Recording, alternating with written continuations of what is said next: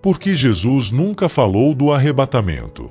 Há dois aspectos da vinda do Senhor Jesus que jamais devem ser confundidos, a saber, sua vinda para os seus santos e sua vinda com os seus santos. Esses eventos podem ser ilustrados da seguinte forma. Suponha que uma grande cidade ou província se revolte contra a lealdade ao seu soberano e se recuse a reconhecer sua autoridade. Após muitas advertências, o soberano levanta um exército para punir os rebeldes. Mas ele sabe que naquela cidade há muitos súditos leais que reconhecem lealmente seu título e suas reivindicações. Ao se aproximar da cidade, ele secretamente convoca todos os leais, que alegremente saem ao seu encontro. Ele invade a cidade e, entrando com aqueles que já se juntaram a ele, pune os rebeldes e recompensa aqueles que foram fiéis. Ora, assim como a vinda do soberano seria um dia de alegre libertação para uma classe, também seria seguida de julgamento para as outras. Encontramos ambos os aspectos da vinda do Senhor Jesus claramente revelados nas Escrituras. O capítulo 4 da primeira carta aos Tessalonicenses, versículos 15 ao 18, fala de Cristo vindo para os seus santos, para sua alegria eterna. E o capítulo 1 de Judas, versículos 14 e 15, fala de Cristo vindo para executar julgamento sobre seus inimigos. Outra distinção a ser notada é que, quando Cristo vier para seus santos, incluindo os vivos e os mortos, ele não virá à terra por eles. A passagem acima, na primeira carta aos Tessalonicenses, versículos 15 ao 18, diz que os santos serão arrebatados nas nuvens para encontrar o Senhor nos ares. Isso é frequentemente chamado de arrebatamento. Será um encontro sagrado demais para os olhos dos ímpios contemplarem, será nas nuvens. Nunca mais serão separados. Aqueles que forem assim arrebatados estarão para sempre com o Senhor. Mas o aspecto importante da ressurreição e do arrebatamento dos santos é que se trata da resposta de Deus àqueles que creem no valor todo glorioso de seu próprio Filho. Esta é a brilhante esperança do cristão. Não há nenhum evento revelado nas Escrituras que deva ocorrer antes do arrebatamento dos santos. Eles devem, portanto, esperar o retorno do Senhor a qualquer momento para levar todos os seus santos juntos. Extraído de Dicionário Bíblico Conciso. Porque Jesus nunca disse nada do arrebatamento? E por que nós temos que acreditar no apóstolo Paulo em coisas que nem Jesus falou? Bem, resposta: a palavra de Deus vai de Gênesis ao Apocalipse, e você não irá entender os planos de Deus a menos que aceite essa palavra integralmente. No passado, o Senhor falou por meio dos seus profetas, que foram enviados a Israel. E Moisés, que escreveu o Pentateuco, os cinco primeiros livros da Bíblia, foi um desses profetas. Então Deus falou, depois disso, há 2000 anos, Deus falou numa pessoa, o Filho de Deus encarnado. Veja o que fala em Hebreus, capítulo 1, versículo 1. Havendo Deus antigamente falado muitas vezes, de muitas maneiras, aos pais, pelos profetas, inclusive Moisés, a nós falou-nos nestes últimos dias pelo Filho, ou uma melhor tradução, seria no Filho. Versículo 2, a quem constituiu herdeiro de tudo, por quem fez também o mundo, o qual, sendo o resplendor da sua glória e a expressa imagem da sua pessoa, e sustentando todas as coisas, pela palavra do seu poder, havendo feito por si mesmo a purificação dos nossos pecados, assentou-se à destra da majestade nas alturas, feito tanto mais excelente do que os anjos, quanto herdou mais excelente nome do que eles.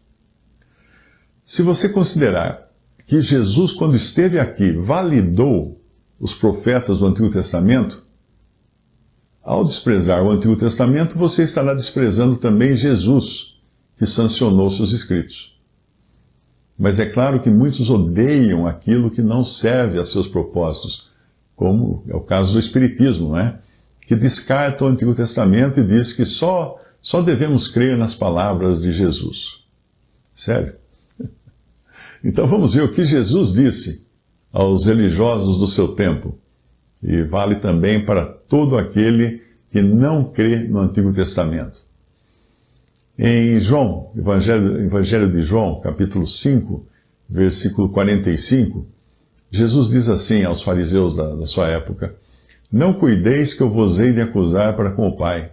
Há um que vos acusa, Moisés, em quem vós esperais. Porque se vós cresceis em Moisés, atenta bem para isso, se vós cresceis em Moisés, creríeis em mim, porque de mim escreveu ele.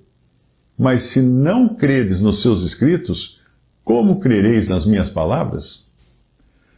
Então eu pergunto a algum espírita que esteja me ouvindo, se você não crê nos escritos de Moisés que condenavam o ato de consultar mortos, como você diz crer nas palavras de Jesus?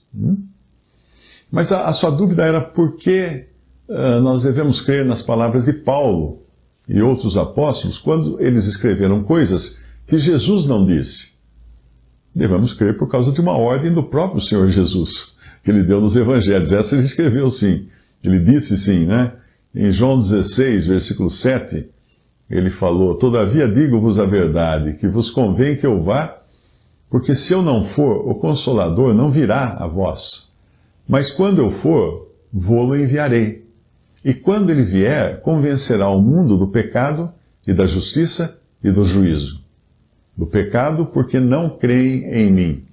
Da justiça, porque vou para meu Pai e não mais me vereis. E do juízo, porque já o príncipe deste mundo está julgado. E aí ele continua no versículo 12, dizendo: Ainda tenho muito que vos dizer, mas vós não o podeis suportar agora.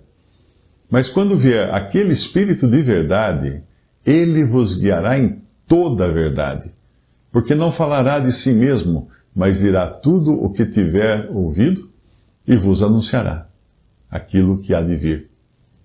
Ele me glorificará, porque há de receber do que é meu, e vô-lo há de anunciar. Tudo quanto o Pai tem é meu. Por isso vos disse que há de receber do que é meu, e vô-lo há de anunciar. Você entendeu agora? Primeiro, Deus falou, eu li aí o capítulo 16 até o versículo 15. Primeiro Deus falou por intermédio dos profetas, até que viesse o Verbo de Deus encarnado. E a partir daí, ele falou no Filho, que era a expressão exata de Deus. Esse mesmo Filho avisou os seus discípulos que enquanto eles não recebessem o Espírito Santo, não poderiam suportar ou abarcar tudo o que Jesus tinha para lhes dizer. Aí, quando o Espírito Santo veio habitar, desceu do céu para habitar no crente individualmente e na igreja coletivamente, o Senhor deu dons aos homens, dons estes que incluía os de apóstolos e profetas, para transmitirem o que o Espírito Santo ditasse a eles, falasse verbalmente a eles, palavra por palavra.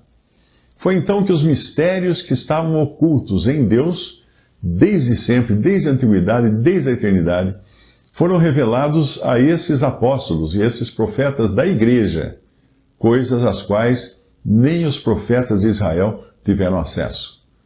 Por isso você encontra apenas nas cartas apostólicas muitas verdades que nunca antes tinham sido reveladas. Entendeu agora? Visite Respondi.com.br. Visite também 3minutos.net.